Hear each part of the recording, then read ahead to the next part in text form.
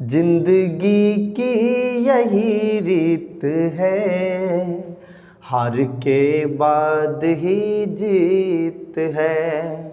थोड़े आंसू है, थोड़ी हंसी, आज गम है तो कल है खुशी।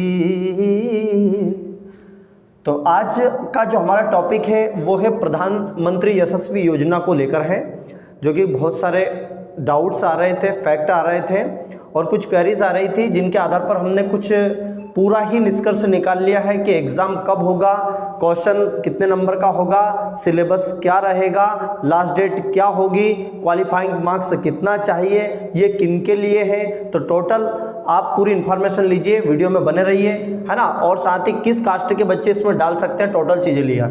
सबसे पहला क्वेश्चन है कि कौन सी कक्षा के विद्यार्थी इस परीक्षा को दे सकते हैं। तो देखिएगा, 9वीं पास 10वीं पास नहीं है, यहाँ बात चल रही है कि बच्चा 9th में हो, अध्ययनरत, इस वर्ष वो 9th में आया हो, अर्थात जिसने क्लास 8 को पास किया हो। करेक्ट है, इन बच्चों के लिए है छात्रवृत्ति और 75,000 रुपये प्रति वर्ष, एक वर्ष का इसमें 75,000 मिलेगा। इस एग्जाम को क्लियर करने के बाद एग्जाम में क्या पूछा जाएगा ये भी आपको इसी वीडियो में देखना है ना। एक दूसरा है आपका कक्षा 11वीं में अध्ययनरत, जो कि इसमें किसी भी स्ट्रीम का बच्चा डाल सकता है, चाहे मैथ्स हो, बायो हो, आर्ट हो, एजी कोई सा भी हो, है ना। 11वीं में अध्ययनरत विद्यार्थी, इनको एग्जाम क्लियर करने के बाद 1,25,000 रुपये प्रति वर्ष इनको मिलेगा। 1,25,000 एक साल के, फिर 1,25,000 यानी 11वीं और 12वीं में, कुल मिला के 2.5 लाख के लगभग आपका हो जाएगा। इसके बाद यहाँ इस अब फॉर्म ये तो डालने वाले हैं, अब ये डलेगा कब से, डल तो रहा है, अभी चली रही है साइड। अंतिम दिनांक बता देता हूं, 10 अगस्त है भैया, तो अभी आप डाल दीजिएगा 10 अगस्त के पहले, लास्ट डेट का इंतजार मत कीजिएगा, 10 अगस्त है ना। अब साथ में अब कि सर हमें क्या क्या आवश्यकता लगेगी, तो इसके लिए मैंने डॉक्यूमेंट लिख दिए हैं। तो इसमें कौन कौन से डॉक्यूमेंट की आवश्यकता है, मेन जो डॉक्यूमेंट की आवश्यकता है, ज्यादा डॉक्यूमेंट के चक्कर में मत पड़िए। जो इंपॉर्टेंट, एक तो आपका पासपोर्ट फोटो, ये आपके पास होगा ही, सही है ना, फोटो। इसके बाद साइन, आपका साइन की आवश्यकता लगेगी, सिग्नेचर की आवश्यकता, ये भी आपके पास है। तीसरा आय का, इनकम का सर्टिफिकेट जरूर, ये ओरिजिनल डॉक्यूमेंट जो बता रहा हूं, ये ओरिजिनल डॉक्यूमेंट स्कैन होंगे, इनकी आवश्यकता आपको लगेगी। आय का प्रमाण पत्र, दूसरा है जाति, स्थायी जाति का प्रमाण पत्र, तीसरा अब अगला है 5 आधार कार्ड, यानी कि इन पांचों के डॉक्यूमेंट की आवश्यकता लगेगी। क्या कि सर अंक सूची की आवश्यकता नहीं लगेगी क्या? अंक सूची की आवश्यकता लगेगी 8वीं या 10वीं में। यदि आप 9वीं में है तो 8वीं की लगेगी और 11वीं में है तो 10वीं की लगेगी, और वो केवल इंफॉर्मेशन के लिए कि जिसमें से आपका डेट ऑफ बर्थ देख लिया जाएगा, क्या है नाम, क्या है पिता का नाम, क्या है ना, ये टोटल उसमें इंफॉर्मेशन के लिए उसकी आवश्यकता लगेगी, बाकी स्कैन नहीं होगा। क्लियर है? तो ये क्लियर हो गया नहीं कि सर मेरे पास अभी ओरिजिनल मार्कशीट नहीं आई है, मेरी वहां पर है यहां पर है, तो ऐसा कोई दिक्कत नहीं है। आपके पास यदि फोटोकॉपी भी है 8वीं या 10वीं की तो काम चल जाएगा, बट इनके ओरिजिनल डॉक्यूमेंट आपके पास लगेंगे। तो ये भी क्लियर हो गया कि डॉक्यूमेंट कौन कौन से लगेंगे और ओरिजिनल स्कैन कौन कौन से होंगे, किनके काम से, डुप्लीकेट से हमारा काम चल जाएगा। तो क्लियर हो गया। अगला है इसका पाठ्यक्रम। क्या सर अब हमने फॉर्म भी डाल दिया है ना, अब फॉर्म डालने के पहले आपको एक और जरूरत लगेगी, आप किस कास्ट से आ रहे हैं, है ना। तो इसमें जो ऐसा क्लियर नहीं किया गया है, ना किसी प्रकार का स्पेसिफाई किया गया है, इसमें मेन अभी दिया है ये अन्य पिछड़ा वर्ग के लिए है, ओबीसी के लिए, अदर बैकवर्ड क्लास के लिए, ठीक है। जिसके बाद इसमें डीएनटी, ये डीएनटी क्या है, इसमें ये घुमंतु, अर्धघुमंतु, अर्धघुमक्कड़, ये समाज आती है ना, ठीक। और एक आ रहा है इसका ईबीसी, इसको समझना बहुत जरूरी है। ये है इकोनॉमिकल बैकवर्ड क्लासेस, है ना, जिनकी 2.5 लाख से कम इनकम है, उनका ये सर्टिफिकेट बनता है। तो ये आप किसी भी कास्ट के बनवा सकते हैं। कोई बोल रहा सर एसटी एससी या जनरल का नहीं डाल सकता क्या, तो जिनकी 2.5 लाख से कम इनकम है, जिनकी 2.5 लाख से कम इनकम है, उनके लिए ईबीसी का सर्टिफिकेट बनता है, ये तहसील से बन जाता है, इसको आप बनवा के फॉर्म डाल सकते हैं। बाकी हमने अभी फॉर्म भी सबमिट किए, फॉर्म डल जाएगा, है ना। तो आप ऐसा टेंशन मत लो कि फॉर्म नहीं डल रहा है एसटीएससी का, अरे भैया परीक्षा नहीं होगी तो कोई दिक्कत नहीं, फॉर्म तो डाल दीजिएगा, सबमिट कर दीजिएगा, बाद में यदि होगी गया तो एग्जाम, फिर क्या बाद में डालोगे क्या परीक्षा के बाद? नहीं। तो ऐसा नहीं है कि एसटी एससी के नहीं डाल पा रहे, आप ईबीसी का सर्टिफिकेट के साथ इसको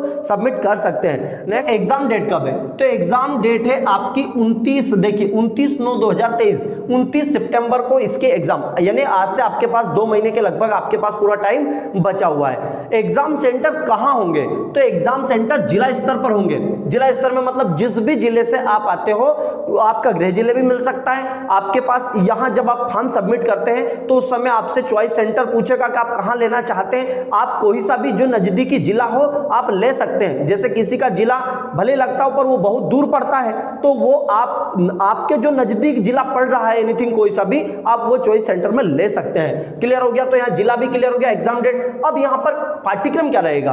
तो पाठ्यक्रम दोनों का सेम रहेगा, बस अंतर रहेगा लेवल का। लेवल का गणित रहेंगे, गणित के कितने रहेंगे? 30। अब इस अंक शास्त्र दिया गया है, आधे कंफ्यूजन में है, अंक शास्त्र में मैथ्स भी है, तो साथ में रीजनिंग भी वो दे सकते हैं। जैसे संख्या सीरीज वाला पार्ट है, सीरीज का दे सकते हैं जो कि रीजनिंग का एक पार्ट है, तो आप रीजनिंग का भी थोड़ा बहुत हल्का फुल्का पढ़ लीजिएगा, है ना। जैसे मान लीजिए जो 9th में है उनको क्या करना है, 9th वाले को 8वीं और 9वीं यानी कि 8वीं तक स्तर तक का गणित और विज्ञान और सामाजिक विज्ञान और जीके और जीए, ये क्या है? जनरल नॉलेज और जनरल अवेयरनेस। अब वर्तमान में कुछ चीजें ये पोर्शन बहुत ही बाद में करना आप, ठीक है। नहीं तो जीके जीएस के चक्कर में आप पढ़ने बंद कर दो। अरे भाई साहब, जो आपके पास है पहले उसको करना। कि गणित आप कर सकते हैं 7वीं 8वीं 9वीं का, 9वीं वाले बच्चे। विज्ञान आप पूरी किताब को पढ़ दो, 4 ऑप्शन मिलेंगे। अब भैया किताब पढ़ने से इतना नॉलेज तो हो ही जाएगा। तीसरा आपका सामाजिक विज्ञान। सामाजिक विज्ञान भी आपकी जितनी भी 3-4 किताबें जो छोटी छोटी दी है आपको अलग अलग पार्ट में डिवाइड, उसको भी आप कंप्लीट कर दीजिएगा, है ना। ये 9th के लिए। और साथ में 11th वालों के लिए क्या? तो 11th वालों को भी 10वीं स्तर तक का, कौन से स्तर तक का? 10वीं तक। अब उसमें 9वीं और 10वीं भी ऐड हो जाएगा, 10वीं और 11वीं। अब 11वीं में तो अब 11वीं का बहुत कम पूछा जाएगा, 10वीं का मैक्सिमम पार्ट रहेगा, तो आपको 10वीं का थोड़ा ज्यादा पढ़ना है। और वैसे भी आप पढ़ के गए हैं, एक बार रिवीजन मार दीजिएगा। क्लियर है? तो 10वीं और 11वीं का हल्का फुल्का पढ़ लीजिएगा। क्यों? इसलिए 11वीं का मैं इस बेस पे बता रहा हूं, ऐसा कोई मतलब दिया गया नहीं है कि आप 10वीं बस उन्होंने दे दिया कि 10वीं 11वीं का।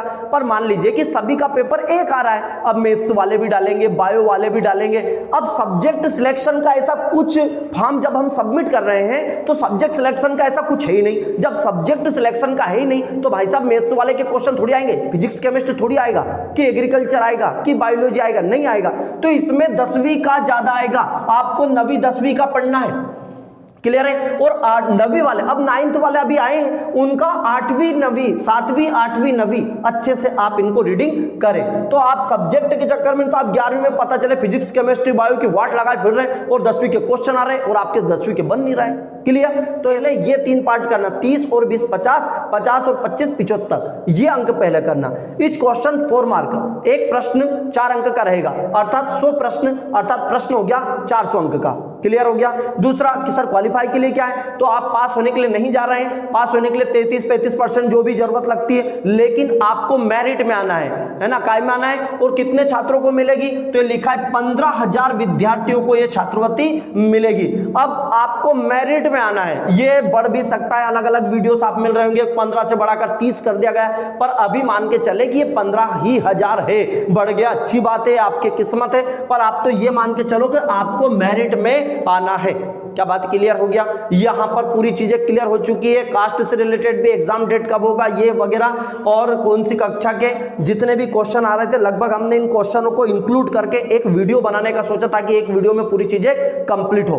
अब सर इसकी तैयारी कहां से करें? हमारे पास कुछ भी डाटा नहीं है, तो आप प्ले स्टोर से Maa Bharati education learning app download कर सकते हैं, जो कि डिस्प्ले पर दिख रहा है। इस तरीके का मां भारती एजुकेशन इस तरीके से लिखे, इस प्रकार का आपको साइन दिखेगा, उसको आप डाउनलोड कर सकते हैं। उसमें 9th का अलग कोर्स बना है, पीएम ये प्रधानमंत्री यशस्वी योजना के नाम से, और 11वीं का अलग बना हुआ है प्रधानमंत्री यशस्वी योजना 11th और ये 9th। आप उसमें कोर्स जाके देख सकते हैं। और इसकी शुल्क मात्र 650 रुपए रखी है, और ये वैलिडिटी 8 महीने के लिए दिया गया है। आपको भले आपकी परीक्षा 2 महीने में हो जाएगा, पर हमने इसकी जो वैलिडिटी दी है 8 मंथ की दी है, ताकि आप आगे की प्रिपरेशन भी कर पाए। जैसे कि आप 9th में है तो 9th वाले का अभी भैया 29 तारीख को पेपर हो जाएगा, बाद में क्या करेंगे इस एप्लीकेशन का सर? तो इसमें हम 9th का सिलेबस भी इंक्लूड आपको कर देंगे ताकि आपको 9th में भी अच्छे अंक आ जाए। कि सर हम 11th वाले क्या करें? तो 11th वालों के लिए आगे एंट्रेंस एग्जाम होती है, उसमें भी आपको ये हेल्प मिलेगा। ओके, आई होप ये पूरे कॉन्सेप्ट आपको समझ में आए होंगे। इसके बाद भी यदि किसी प्रकार का आपका डाउट बचा हो तो आप कमेंट में कर सकते हैं। जय हिंद, जय मां भारती, वंदे मातरम।